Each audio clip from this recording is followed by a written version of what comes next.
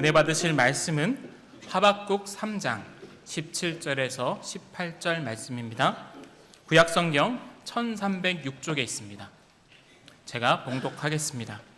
비록 무화과나무가 무성하지 못하며 포도나무에 열매가 없으며 감람나무에 소출이 없으며 밭에 먹을 것이 없으며 우리의 양이 없으며 외양간에 소가 없을지라도 나는 여호와로 말미암아 즐거워하며 나의 구원의 하나님으로 말미암아 기뻐하리로다. 아멘. 할렐루야. 오늘 참 뜻깊은 새성전 입당하여서 첫 추수감사주일을 보내는 날입니다. 우리가 새성전 입당할 때에 5가지 예물을 준비하여 하나님께 드리자고 하였습니다. 그 5가지 예물 기억하시죠? 10만 시간 기도. 벌써 우리가 좀 울립니다. 이거 마이크 잡아주시기를 바라요. 10만 시간 기도 통장 우리가 이미 다 했고요. 또 한영원 전도 17일 날 우리 한영원 이제 전도 남아 있고요. 그리고 성경 일독도 이미 거의 80명이 넘는 분들이 성경 일독을 벌써 끝냈어요. 앞으로 연말까지 성경 일독 여러분 꼭 다 하시기를 바라고요. 그리고 이제 오늘이 감사 일천 번제, 하나님 앞에 우리가 7월 달부터 10월 14일까지 100일 동안 매일 10가지씩 감사 노트를 기록하여 추수감사주일날 봉헌하기로 했어요. 그래서 오늘 이렇게 여러분들이 감사 일천번제 노트를 제출하셨고요. 하나님 앞에 봉헌을 합니다. 아주 예쁘게 우리 집사님들이 장식까지 해주셔서 너무너무 감사해요. 이게 진정한 감사가 아니겠습니까? 우리의 마음을 담아서 하나님 앞에 올려드리는, 이거는 그 어떤 예물보다도 이 감사 노트가 정말 하나님 기뻐 받으시는 예물이지 않겠느냐 하는 생각을 합니다. 그리고 이제 나머지 하나, 환대는 이제 다음 주일날 말씀을 드리겠습니다. 이제 우리가 환대하는 마음 있어야 되겠죠. 저는 이 감사 일천번제 노트를 지난 100일 동안 매일 하루에 10가지씩을 저녁마다 기록하면서 참 많은 은혜를 받았습니다. 우리가 살다 보면 목사님 저도 마찬가지, 어떤 때는 시험에 들 때도 있고요, 마음이 우울할 때도 있고, 또 신경이 날카로워질 때도 있고, 또 불평과 불만이 생길 때도 있고, 여러분들이 일상을 살면서 겪는 마음의 또 삶의 그러한 감정들과 똑같이 저도 겪습니다. 그런데 그때마다 이제 하루를 마감하고 나면 오늘 좀 다투기도 하고, 또 마음에 분노가 있기도 하고, 시험에 들기도 하고, 또 여러 가지 어려움이 있지 않겠습니까? 그래도 저녁이면은 이거 해야 되거든. 숙제니까 담임 목사가 솔선수범해서 해야 되잖아요. 그러면 앉아서 감사 노트를 적는 거예요. 오늘은 감사할 일보다 열받을 일이 더 많은데 감사를 찾아야지. 그래서 감사를 찾아서 하나, 둘, 셋, 넷 적다가 보면요, 그 하루 동안의 마음에 우울하고 슬프고 화났던 이런 것들이 어느 순간에 싹 녹아지는 거예요. 하루 동안 힘들었던 때에는 감사를 찾기가 더 힘들잖아요. 그러니까 그 감사를 찾는 시간이 길어지죠. 그러다 보니까 그 마음에 힘들고 어려웠던 것들이 감사를 하나하나 적으면서 이게 해소가 되는 거예요. 눈 녹듯이 녹아지는 거예요. 그리고 저녁에 잠은 어떻게 될까요? 감사를 안고 자는 거예요. 여러분 밤마다 감사함으로 잠들게 되기를 축복합니다. 오전에 오후에 또 밥 먹으면서 저녁에 열받았던 거, 또 분했던 거, 시험 받았던 거, 또 고민거리들, 그것 가지고 자는 것이 아니라 그 모든 상황 속에서 마지막에 감사 노트를 기록하면서 감사를 적는 거예요. 감사를 적고 나서 잠자리에 있던 감사의 여운이 내리 속에 남아서 감사 속에서 잠드는 거예요. 그래서 이 100일 동안 너무 행복했어요. 그리고 지금도 계속 일기를 저는 쓰고 있습니다만은, 여러분의 인생에 하루를 마감할 때에, 여러분의 인생을 마감할 때에 감사로 마감하게 되기를 축복합니다. 하루를 시작할 때에도 감사로 출발하기를 바래요. 중간에 어떤 일이 일어나도 괜찮아요. 어떤 일이 일어나도 마지막 마무리할 때 감사로 마무리하면 하루는 감사한 하루가 되는 것이고, 그게 쌓이면 우리의 인생은 감사한 인생이 되는 줄 믿습니다. 하나님은 어떤 예배를 가장 기뻐 받으시겠습니까? 시편에 보면은 감사로 제사를 드리는 자가 다 같이 나를 영화롭게, 하나님이 가장 영광되게 기쁨으로 받으시는 예배는 감사함으로 드리는 예배. 하나님이 어떤 기도를 가장 잘 들으시고 좋아하시겠습니까? 아무것도 염려하지 말고 모든 일의 기도와 그다음 뭐죠? 간구로 감사함으로 하나님께 아뢰라. 감사함으로 드리는 그 기도가 가장 하나님이 기뻐하시는 기도. 헌금은 어떤 헌금, 헌신은 어떤 헌신을 가장 하나님이 좋아하시겠습니까? 돈을 많이 드린다고 아니면은 나는 몇 푼 드리지 못는다고 하나님께서 그 물질의 양의 적고 많음에 따라 좋아하시고 또 슬퍼하시겠습니까? 아니에요. 가구에 2렙돈이라고 할지라도 향유 옥합을 부은 자기의 전 재산을 펴어넣는 그 헌금이라 할지라도 그 속에 하나님을 향한 감사가 담겨 있다면 그 예물이 어떠하든지 하나님은 그것을 기뻐하시고, 여러분이 봉사하고 섬길 때에도 마찬가지입니다. 여러분이 하나님 앞에 작은 쓰레기 하나 줍는 것도 감사함으로 섬길 때에 하나님은 그것을 기뻐하시는 거예요. 저는 이렇게 새 예배당에서 예배 드릴 수 있는 것이 너무너무 감사합니다. 이게 왜 은혜입니까? 오늘 추수감사주일을, 이 뜻깊은 추수감사주일을 이 새 예배당에서 드릴 수 있는 거 너무너무 감사해요. 소록도에 가보신 분이 계시겠지만은 그 소록도는 작을 소자에 사슴 녹도를 써서 사슴을 닮은 섬이라 그랬겠죠. 사슴 하면은 참 뭔가 마음이 따뜻해지는데, 그러나 소록도는 얽힌 사연이 아주 어렵습니다. 일제시대 때는 생체 실험의 장소였고요. 그 섬에 사람들로부터, 가족들로부터, 부모로부터, 자식으로부터 버림받은 사람, 인생의 막장들이 와서 살던 곳이 소록도입니다. 지금은 그렇지 않습니다만, 그 소록도에 가면은 소록도 중앙교회가 있습니다. 저는 소록도에 직접 가보지는 못하고요, 애양원까지는 가봤어요. 우리 교회 부임하여서 청년들을 데리고 여름에 애양원에 갔었고요, 그 전에도 한번 갔었는데, 거기 가면은 꼭 들려주는 이야기가 있어요. 소록도의 천우열 전도사님 이야기예요.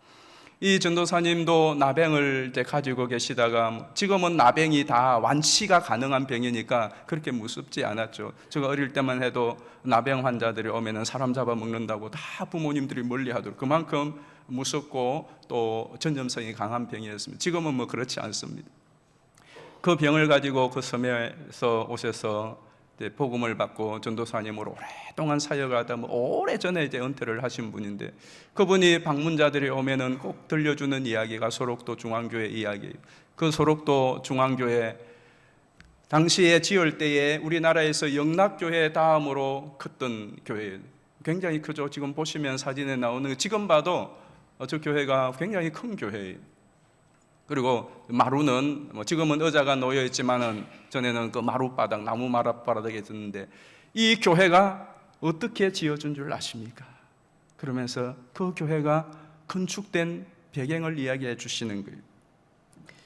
이 본당을 지을 때에 이제 우리가 암 걸렸다 그러면은 지금도 온 가족이 달라붙습니다. 그리고 지인들, 친척들, 친구들 다 안부를 전하며 어떻게 하면 이 암을 고칠까 백방으로 수소문하면서, 그래서 온 가족이 달라붙어서 간호하며 이렇게 치료하고 애를 쓰는데, 나병은 걸리면은 부모도 자식을 버리는 것이 나병입니다. 실제로 그 오래전에 그 전도사님께서 소개할 때에 우리 집사님 한 분 계신데, 이 여집사님은 20살 때에 나병이 걸렸어요.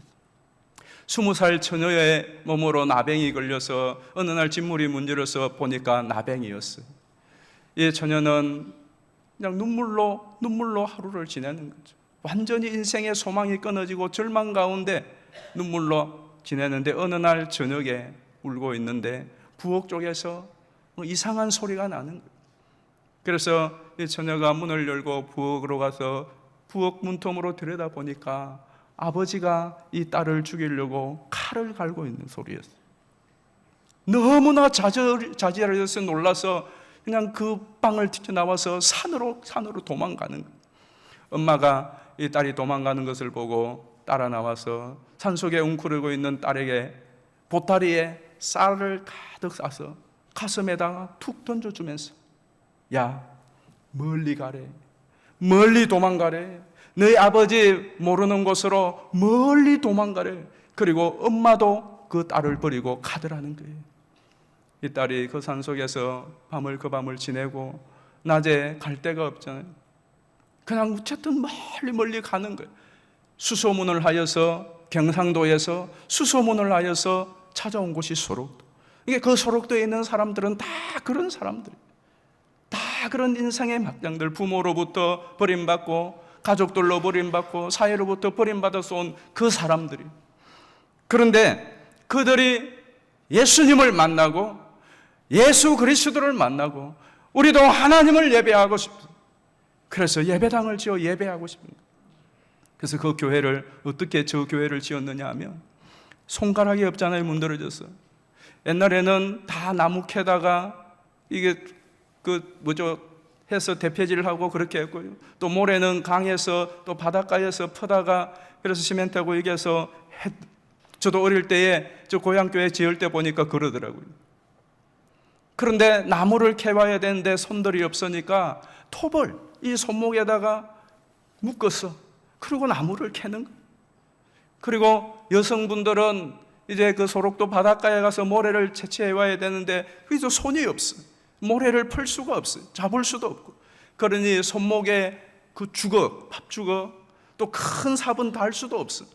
그래서 조그맣게 그 물을 풀 수 있는 용구들을 다 충칭 감아서 그걸로 푸는 거예요. 그러니까 피가 낭자한 거죠. 그렇게 이 교회를 지었다는 거예요.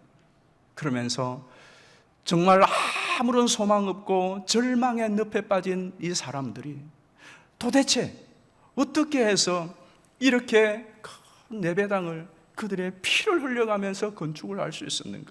그들을 절망에서 소망으로 변화시킨 것이 뭐냐?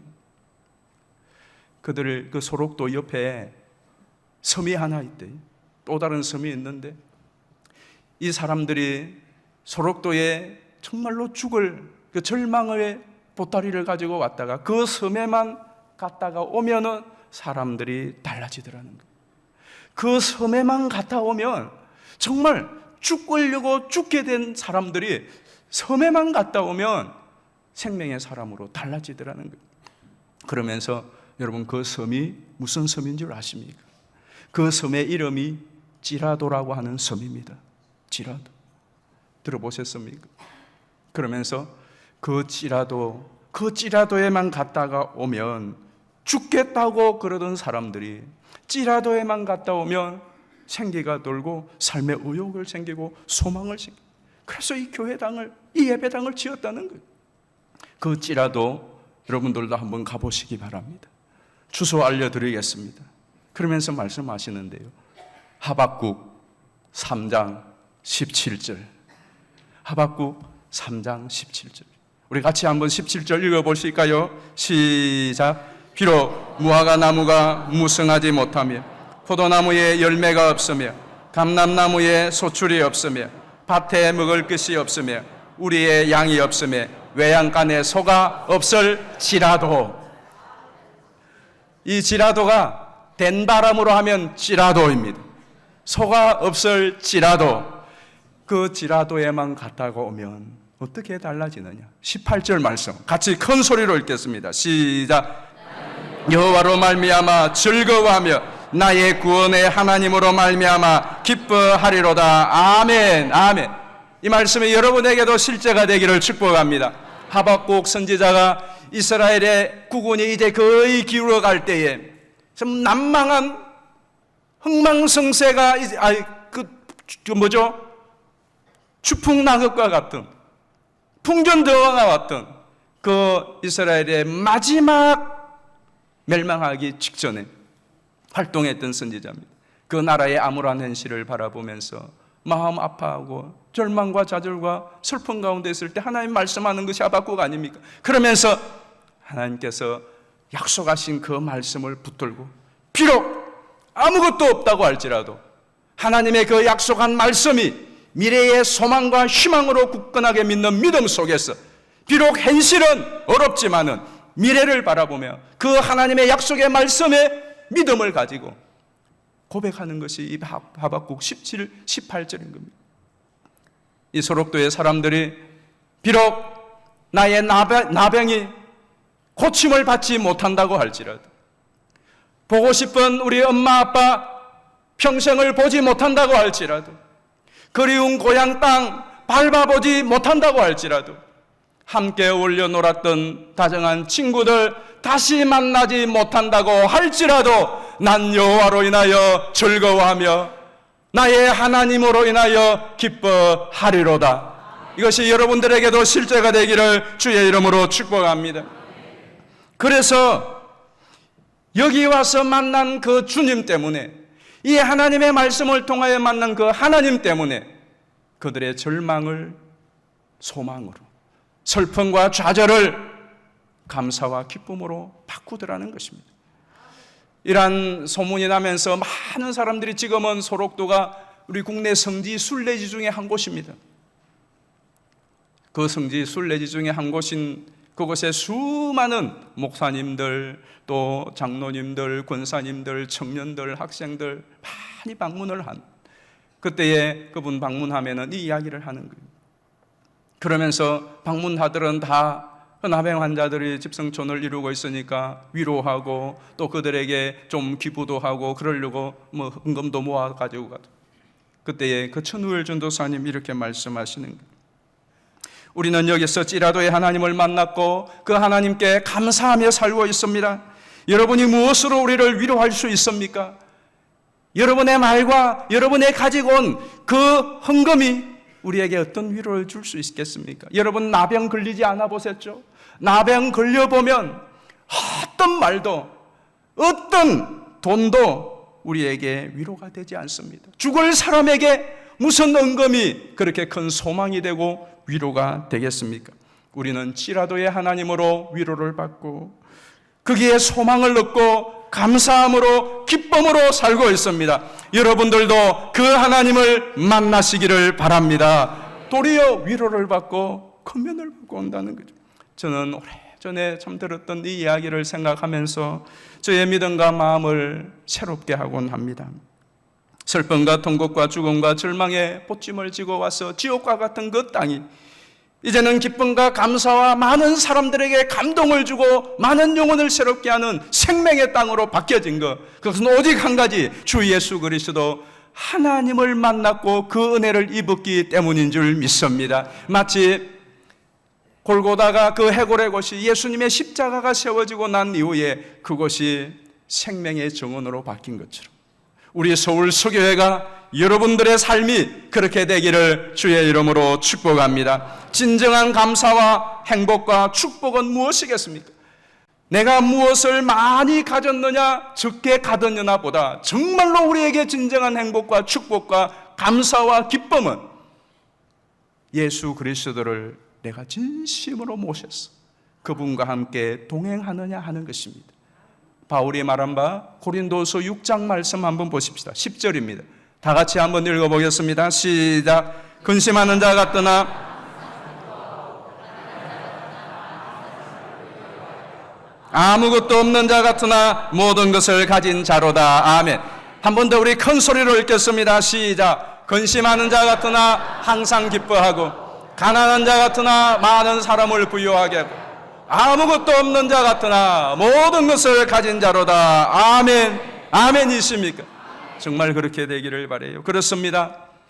비록 무화과나무에 열매가 없고 포도나무에 숫줄이 없고 감람나무에 해가 없을지라도, 우리의 외양간에 소가 없을지라도, 밭에 소출이 없을지라도 난 여호와로 인하여 기뻐하고 즐거워한다고 하였는데, 그래도 여러분 우리는 많이 있지 않습니까? 우리는 손도 있고요, 눈도 있고, 코도 있고, 머리카락도 아직 남아있어. 여러분 우리는 의외로 생각해 보면 가진 것이 참 많습니다. 특별히 우리는 이렇게 좋은 예배당을 가졌습니다.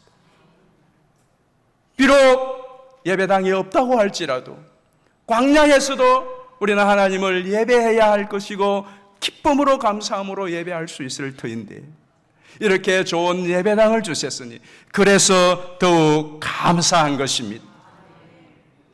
우리가 이렇게 예배당을 지어서 새 예배당에서 예배할 수 있는 거, 이게 웬 은혜입니까? 이 건축에 참여할 수 있었던 거 웬 은혜입니까? 이 건축하는 일에 내가 마음을 드리고 기도하고 헌금을 드리며 헌신할 수 있었던 것 웬 은혜입니까? 오늘 우리가 이 자리에 앉아 있는 것 하나님의 큰 은혜인 줄 믿습니다.